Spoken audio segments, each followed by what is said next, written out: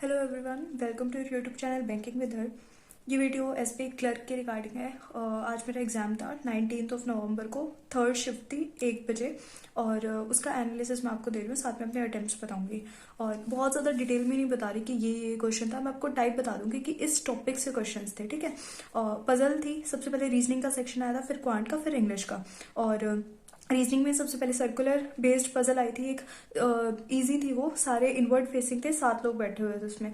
एक rank based थी, height के बेसिस पे कि ये इससे बड़ा ये इससे बड़ा, इस बेसिस पे थी। और आई थिंक 6 लोग थे उसमें। उसके बाद एक अनसर्टेन पजल थी, लीनियर पजल, और वो भी इजी थी। और एक फ्लोर बेस्ड पजल थी। ठीक है। इसके अलावा जो मिसलेनियस टॉपिक थे उसमें अल्फा न्यूमेरिक सीरीज आई थी। सैलो के क्वेश्चन आए थे, 2 या 3 क्वेश्चन ही थे सैलो के, और इनइक्वालिटी के भी 2 या 3 क्वेश्चन ही थे। और कोडिंग डिकोडिंग आई थी। और एक वर्ड फॉर्मेशन आते हैं ना कि सेकंड थर्ड फोर्थ लेटर से मिलके कौन सा मीनिंगफुल वर्ड बनेगा, वो क्वेश्चन था, वो मैंने छोड़ दिया था।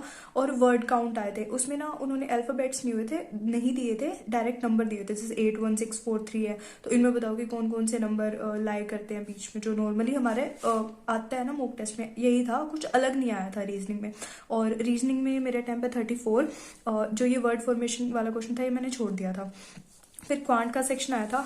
कुछ कुछ जगह पे क्वांट कैलकुलेटिव था, बट डीआई ठीक है, इजी आई थी। और इसमें एक कैसलेट थी, एक टेबुलर डीआई थी। और कैसलेट में ऐसे बना था डाटा कि पी क्यू आर गिवन है, और यहाँ पे कुछ है उनका ए और बी कुछ है, और यहाँ पे इनकी रेशो गिवन है। ये बोला कि ये जो है ये दोनों सेम है, और ये 60% है, ये 40% है। इस 40% की, और यहाँ पे इसकी रेशो 3 4 ऐसे कुछ गिवन थी, और इस 40% की वैल्यू गिवन थी। तो यहाँ से ये दोनों वैल्यूज आ जाती, फिर ये तीनों कैलकुलेट कर लेते, फिर ये हो जाता।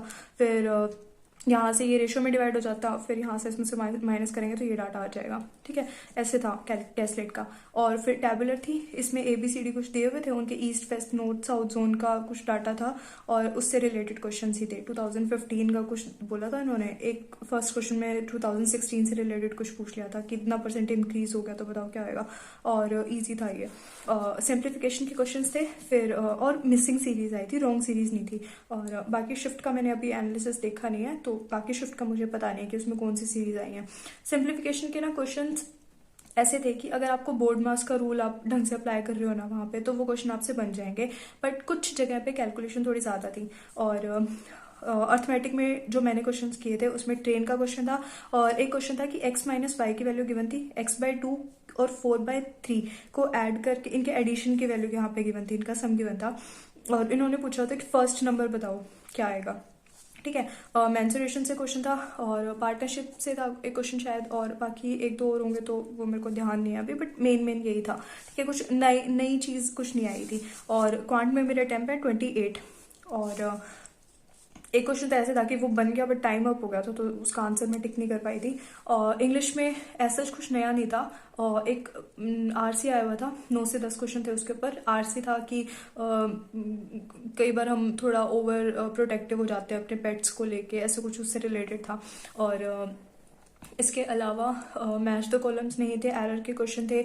और वर्ड्स के थे कि वो होता है ना कि जंबल है वर्ड्स, वो उनको करेक्ट पोजीशन पे बताओ, ऐसे एरर के थे क्वेश्चंस। और इजी था ओवरऑल। बहुत ज़्यादा डिफिकल्ट नहीं बोल सकते इंग्लिश को।